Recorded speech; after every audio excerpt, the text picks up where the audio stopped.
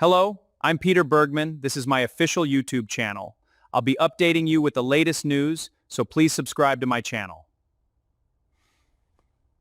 Welcome back to the channel, everyone.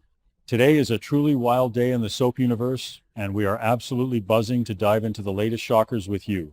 Grab your strongest cup of coffee, settle in, and let's unpack the absolute madness unfolding on our screens right now because things are heating up. Okay, I literally cannot believe this. Can we please process this mess together? Might delete this later, but I seriously can't stay silent about this anymore.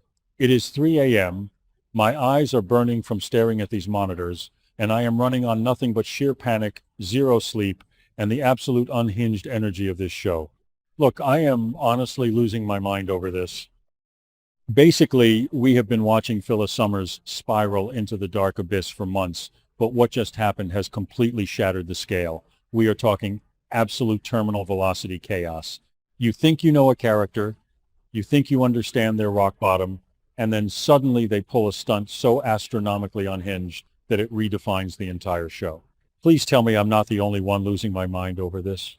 Phyllis has officially gone off the deep end, and the fallout is radiating psychic damage through my screen. Listen, we need to talk about the absolute wreckage that led to this moment. Basically, Phyllis has been universally dragged through the mud. She was forced out of Newman Enterprises not because she wanted to leave, but because she was literally pushed out. Her entire corporate identity, gone.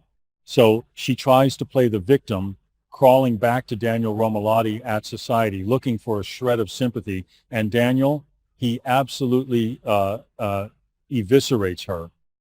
He refuses to forgive her, basically calling out her toxic victim complex right there in public.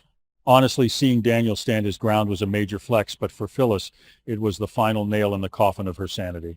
She is left standing there, completely humiliated, an outcast in her own life. Wait, why are we like this? Why do we love watching these characters absolutely self-destruct? Because honestly, the raw, unfiltered agony of Phyllis being rejected by her own son is the exact kind of lethal crunch we crave. But then suddenly, Sharon Newman enters the chat. Look, Sharon has a long history of being the outcast herself, so she sees Phyllis fleeing to Crimson Lights and decides to play therapist. Sharon literally tells Phyllis that she needs validation, that she needs to take control times of her life after the clinic disaster and the Newman Enterprises fallout. Sharon pushes her, telling her not to give up, to prove she isn't a quitter. Basically, Sharon hands a lit match to a woman standing in a pool of gasoline. Honestly, Sharon meant well, but she low-key triggered the most catastrophic plot twist of the decade. Phyllis hears, "take control," and her sleep-deprived, traumatized brain translates that into go full supervillain. This is a total game changer. The irony that Sharon Newman, the voice of reason, is the catalyst for Phyllis's ultimate crime is just an absolute masterpiece of narrative chaos. And that brings us to the absolute insanity of the main event. Unbelievable, guys. What's going on here? Phyllis actually kidnaps Diane Jenkins. I am screaming. I am literally vibrating out of my chair. Look, we all knew Phyllis hated Diane, but crossing the line from petty corporate sabotage and screaming matches at the Genoa City Athletic Club to a full-blown, undeniable felony, basically Phyllis decides that the only way to take control and get revenge for the pain inflicted on Summer is to physically remove Diane from the board. Suddenly, we are in a hostage situation. This isn't just a cat fight.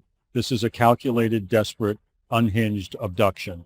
Honestly, the sheer audacity to pull this off while the rest of the city is worrying about nightclub openings and corporate takeovers is a major flex of pure, unfiltered madness. Listen, the psychology here is so twisted, it is actually fascinating.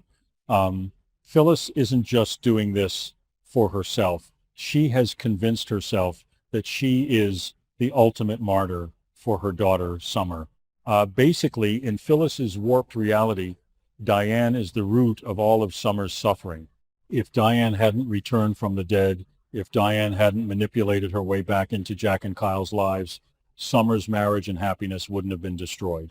Phyllis is taking all her guilt over losing Daniel, her humiliation over losing Newman Enterprises, and projecting it entirely onto Diane. She is weaponizing her maternal instinct. Honestly, it is a terrifyingly brilliant character beat. Phyllis thinks she is the hero of this story. She thinks kidnapping Diane is a righteous act of maternal vengeance. Wait, why are we like this? Why am I low-key rooting for the sheer drama of this deranged mother bear logic?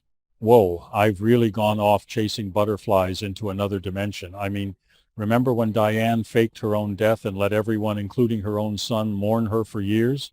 Honestly, if anyone deserves to be locked in a basement and forced to reflect on their life choices, it is Diane Jenkins. Like, part of me is sitting here at 3 a.m. thinking, good for you, Phyllis, make her pay. Wait, no. Bringing the signal back, let's stick to the script. Kidnapping is bad. We do not condone felonies. But you have to admit, the karmic retribution of Diane being held captive by the woman she tormented for decades is just spectacular television.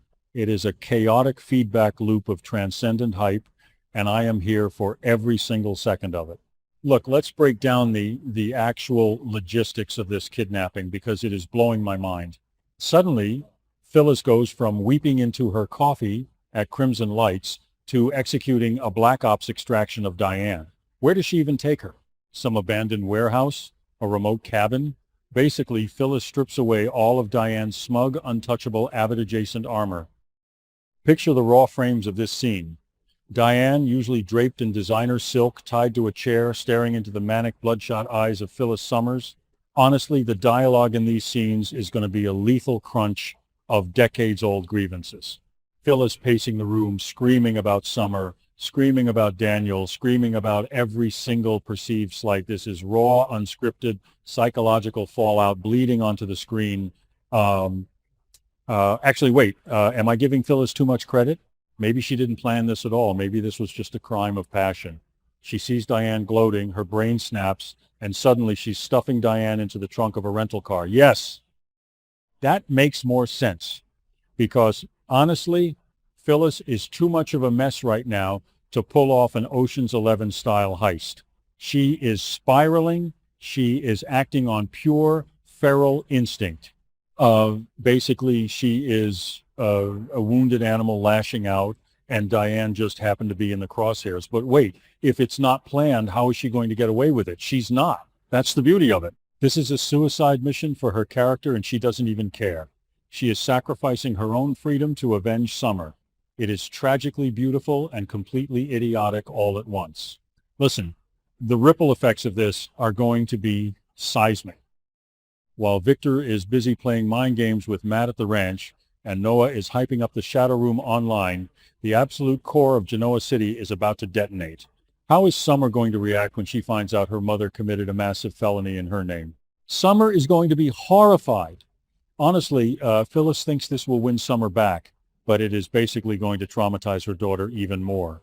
And Jack, oh my God, Jack Abbott is going to lose his absolute mind. The Abbott mansion is going to be on full lockdown. This is a total game changer that will force everyone to pick sides. Will anyone low-key defend Phyllis? Probably not, because she has alienated literally everyone, including Daniel. She is entirely alone on this island of insanity. Honestly, the timeline is going to be in shambles over this. The digital native pulse of the fandom is going to redline. People are going to be making fan cams of Phyllis going feral. This is the kind of lore-shattering climax that keeps a legacy stan hooked for decades. Basically, we endure months of corporate boardroom snooze fests just for moments like this, where the writers suddenly remember they can just let the characters go absolutely rabid. I am slamming the upload button on this rant because I need the hive mind to witness my existential collapse. Look, Phyllis Summers has officially cemented her status as the most dangerously unhinged mother in soap history, and I am low-key obsessed with every chaotic, illegal, filter-free second of it. Okay, let's just take one final deep breath and look at the absolute state of things. Basically, Phyllis is holding Diane hostage to avenge Summer, convinced that this warped act of violence will magically fix her broken family. Meanwhile, she's completely ignoring the fact that Daniel just told her to her face that her toxic behavior is the exact reason they are estranged. Honestly, the cognitive dissonance is staggering. She is literally proving Daniel right by committing the most extreme, manipulative, victim-playing act possible. Look what you made me do, Diane. Look what I have to do for my daughter. It is pure, unadulterated madness. Suddenly, every single storyline in Genoa City feels microscopic compared to this. Lily getting chancellor? Who cares? Audra stalking Noah's club opening? Irrelevant. Phyllis has hijacked the entire narrative with a crowbar and a roll of duct tape. I am exhausted, my brain is fried, and I literally cannot wait for the next episode. I need to see the exact moment Diane realizes nobody is coming to save her. This is top-tier, unfiltered soap opera perfection, and I am going down with this ship. Thank you for watching my video. I will be updating regularly with the latest news, so please remember to subscribe to my channel to support me.